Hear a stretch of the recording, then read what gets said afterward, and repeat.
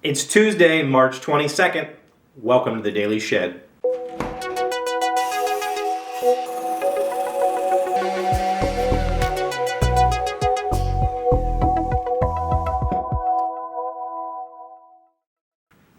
Hi friends, I'm Chevy. Welcome to the Daily Shed. Thank you for joining me. Thank you everybody who stopped by yesterday and commented. The conversation has been awesome on the motivational discussion. So one thing I thought about yesterday that this show is going to motivate me to do is update my wardrobe. I don't have that many shirts. If I do this on a daily basis, I'm going to run out of shirts very quickly. So I think it's time to hit the thrift stores. But that was yesterday, so this is today. Today, I've picked a topic. A few weeks back when I said I was going to do a YouTube experiment, I asked for some suggestions on topics on Twitter. And one that really resonated with me was from @RidingHoodGames, who asked, "You're a former Marine, right? How about what you experienced there and use in your life today?" First of all, there's no such thing as a former Marine. I'm still a Marine. And I've chosen the topic of self-reliance, which, when you think about the Marine Corps, self-reliance isn't really, well, it's not normal to think that way, I don't think. The Marine Corps is essentially a large fraternity. There are a few types of people that join because it's a very selective military and a very difficult branch of the military to thrive in. It only attracts a certain type of person, and typically that person is somebody who needs to get out of trouble, somebody who needs a self-esteem boost, or somebody who already feels strong and powerful and wants to be a part of the greatest fighting force on the planet. So we join the Marine Corps because we seek that brotherhood. We seek that camaraderie that comes with joining a fraternity. But it really took me joining a fraternity to learn how to be me. And I'll try to explain that. It might not make sense. I hope it does. But essentially, when I was a kid, when I was in high school, I was severely depressed, I was suicidal, I was trying drugs as self-medication, and I was a self-proclaimed anarchist, right? You know, I was that kid, the one that, you know, I graduated with like a 1.2 or 1.7 or something, like less than a 2.0 grade point average. I just didn't care. I wanted to be out of the system. And so when the recruiter came and talked to me, a lot of what he said made sense, but I was still like, whatever, dude. You know, I'm going to be me. I'm going to wear my trench coats and my weird hats, and I'm going to play video games and role-playing games, and I'm going to be me, right? And then the idea of leaving a structured, formal life like schooling and parental control and entering into a world where you have to become independent was a scary thought. So all of those years that I thought that I knew who I was, I thought that I was this person who was going to fight the norm and be somebody different and challenge society's expectations, it turns out that I could still be that person, but I had to learn how to be an adult first. And I had spent so many years avoiding those lessons that the Marine Corps seemed like a decent option. So I joined the Marine Corps to learn how to be an adult.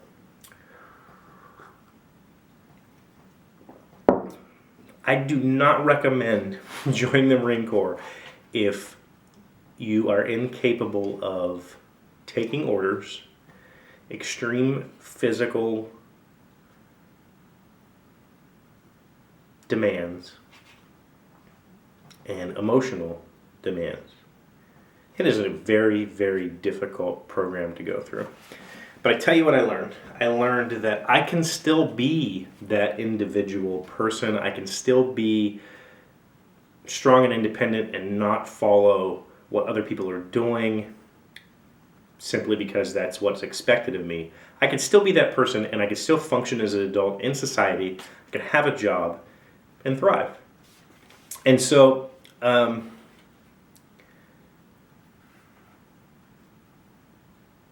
very first lesson in this whole experience, my entire life I had gone to school every day, came home. I would go to church on Sundays. I would spend time in the woods when I could.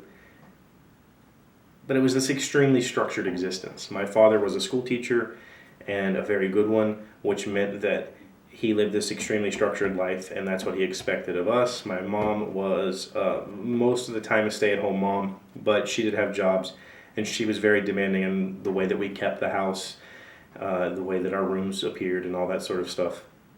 So I had this very structured upbringing that I rebelled against heavily in my teenage years. And I always knew what was expected of me.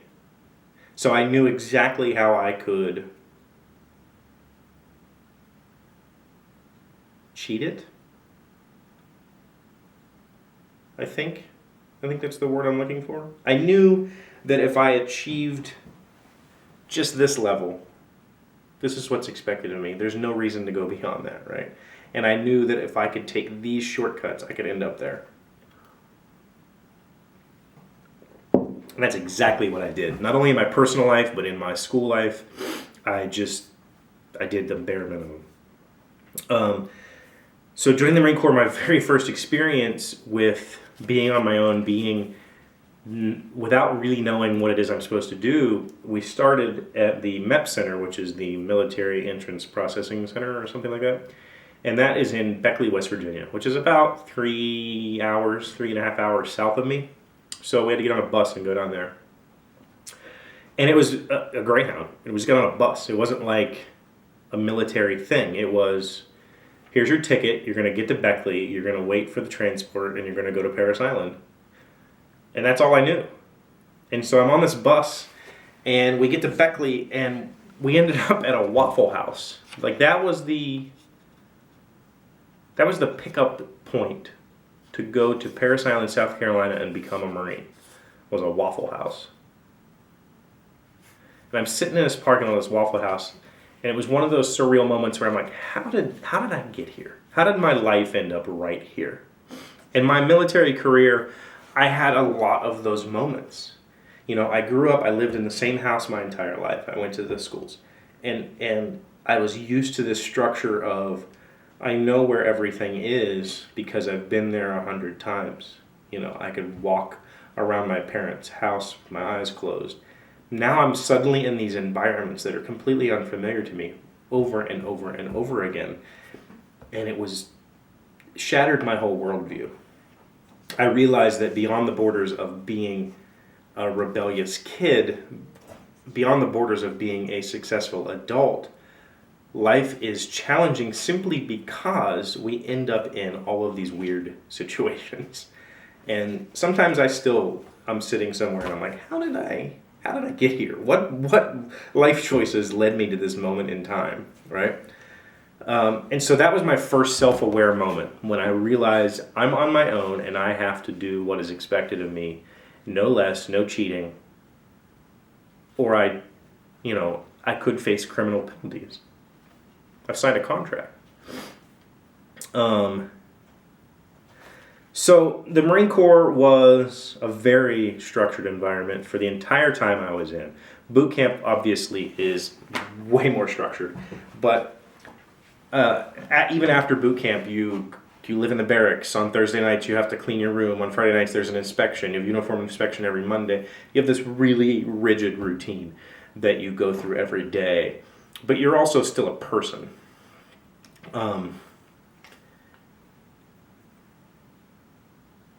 You're just expected to act like a Marine, even when we're off duty. I have got to get this camera situation figured out. It shuts off because it wants to, and that's not okay for doing a show like this. Anyway, so where was I? In the Marines, you're expected to act like a Marine at all times. In the other services, you're still an individual at night. So I joined the Marine Corps because I was scared of being an adult. I joined the Marine Corps to learn how to be self-reliant when it came to life. You know, as much as I tried to be independent, I was still very afraid of making decisions. I was afraid of, is my decision going to hurt somebody? Is my decision going to hurt me? Am I making the right decision? I don't want to make my own decisions, so I joined the Marine Corps. I want to show you something that K-bar. That's the official Marine Corps knife. This is an award plaque that was given to me by my Master Gunnery Sergeant, which, for those of you who weren't in the military, that's like saying the CEO. He was my CEO of the company that I was in, and he made these sorts of displays for special people who left when they separated. I took the glass out so the reflection wouldn't bother you. This is a shadow box. It shows my awards. I was a corporal when I exited the Marine Corps. I have a Good Conduct Medal. I have a Navy and Marine Corps Achievement Medal. I actually have 2 of these. There should be a star there. I was a sharpshooter. Again, I was a corporal, my K-bar. And then he made this little plaque. And he got some people together from the platoon and asked them, if you could write something about Dodd, what would it be? And so this is what they came up with. And it says, a great Marine, creases, shave, haircut, shine, physical prowess. Who are we kidding? You've been a civilian in camis for 4 years. Stay yourself. That was me. So here I am in the world's largest, most strict fraternity, being me. And it was okay. I succeeded. I achieved. I was promoted to non-commissioned officer. I was granted 2 Navy and Marine Corps Achievement Medals, which are very distinguished awards. All because I learned how to be me in a structured, rigid environment. And I knew if I could do it there, I could do it anywhere. So individualism, that's today's topic. No. What did I say it was? Not individualism. I could open the notebook because I forget things that easy. Self-reliance is today's topic. Let's discuss it down below.